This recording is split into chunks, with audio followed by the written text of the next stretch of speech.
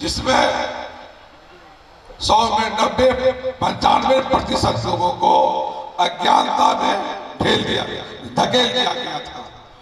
बोल करके लोगों को अब बुरा जो देखकर मैं चला, बुरा न मिलिया कोई, जो दिल खोजा अपना मुझसे बुरा न कोई। कितना बड़ा दर्शन है।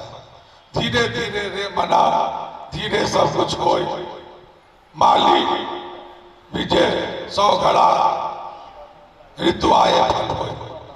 कहने का मतलब यह है कि कोई भी कार्य आप धीरे धीरे करें, सफलता मिलेगी।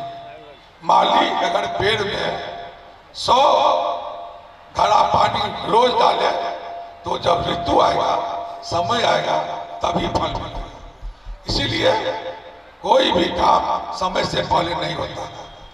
ऐसा असंख्य उनका जो कविता है, जिसके माध्यम से वो हमें शिक्षित किए, ज्ञानी बनाया कि हम लोग जो जिन चीजों को देखते हैं, जिन चीजों को आकर जन्म लिए हैं तो मृत्यु सत्य है, जन्म लिए हैं तो मृत्यु सत्य। अंधविश्वास के चलते, इसी बुढ़ियों के चलते, इन्हीं पाखंडियों के चलते, जिसके खिलाफ हमारे जो ये नायक लोग पैदा हुए समय समय पर, जिन्होंने अपने बोलचाल की भाषा में लोगों को शिक्षित बनाने का काम किया, लोगों को ज्ञानी बनाने का काम किया, और उनमें यह ज्ञान पैदा किया कि आप मनुष्य हैं और इस धरती पर जो भी मनुष्य है सब मनुष्य है। फिर इसमें विभेद कैसा, इसमें विभेद कैसा? इस चीज के लिए कवि साहब जाने जाते हैं। आधुनिक समय में हमारे जननायक कर्पूरी ठाकुर के एक वंचित समाज से आते थे।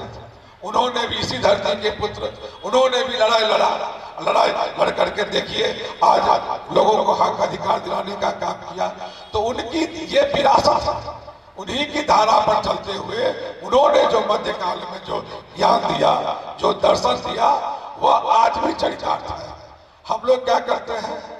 जो लोग कर्मकांड का विरोध किए, जो लोग इस अंधविश्वास का विरोध किए और जो इस पाखंड का विरोध किए, जो विरोध किए, बाद में उन्हीं को आप मूर्ति बना के पूजने लग जाते हैं।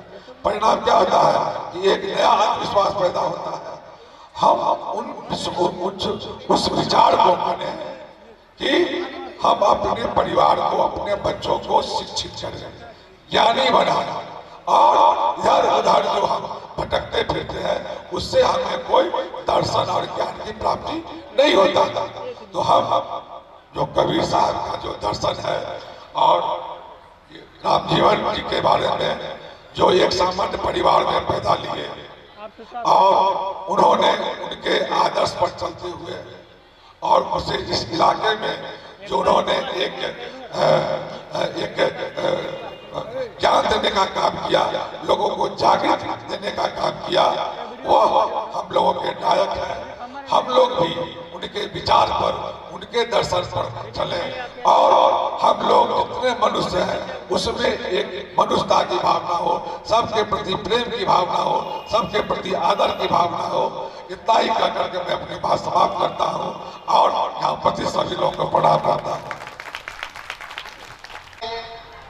जितने भी साहब बैठे हुए हैं, मैं अपनी ओर से उन्हें साष्टांग साहेब बनगी कह के मैं उनका स्पर्श करता हूं।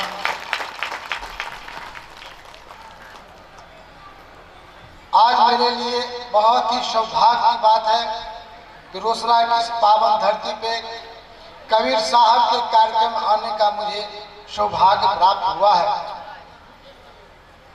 जब ये रतन जी हमसे बोले कि सर यह कार्यक्रम है, तो मैंने अपने प्रधानाचार्य महोदय आदरणीय घनश्याम सर जी को मैंने कहा, जो घनश्याम सर जी हमारे यहाँ के प्रधानाचार्य भी हैं और नालंदा ओपन यूनिवर्सिटी के रजिस्ट्रार रह चुके हैं, पूर्णिया यूनिवर्सिटी के रजिस्ट्रार रह चुके हैं।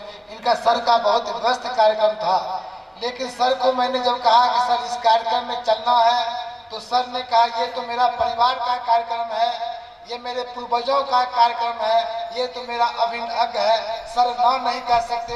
कह सके।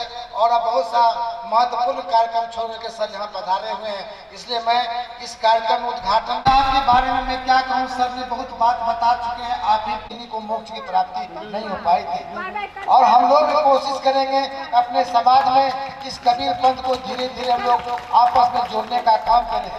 जब आपस में जोड़ने का काम करेंगे तो ये पाखंडवाद का जो है, ये पाखंडवाद खत्म होगा, ये अंधविश्वास खत्म होगा। मैं अब अपनी वाणी को यहीं पे विराम देते हुए, चूंकि ये कार्यक्रम आगे चलेगी, मैं पुनः इस कार्यक्रम के आयोजक रतन जी को मैं बहुत बहुत धन्यवाद देना चाहता हूँ। और मैं विशेष रूप से मैं कहना ही चाह रहा था, रतन जी ने कह दिया, मैं विशेष रूप से अपने आचार्य साहब विद्यानंद शास्त्री जी को, उनके चरणों में मैं अपना स्पर्श समर्पित करता हूं। आप रोसड़ा की इस धरती पे हैं और आप निश्चित रूप से आप यहाँ से प्रकाश फैलाते रहें, और मैं तो नहीं जानता हूँ, मैं आपको आमंत्रित करता हूँ अपनी ओर से, अपने प्रधानाचार्य महोदय की ओर से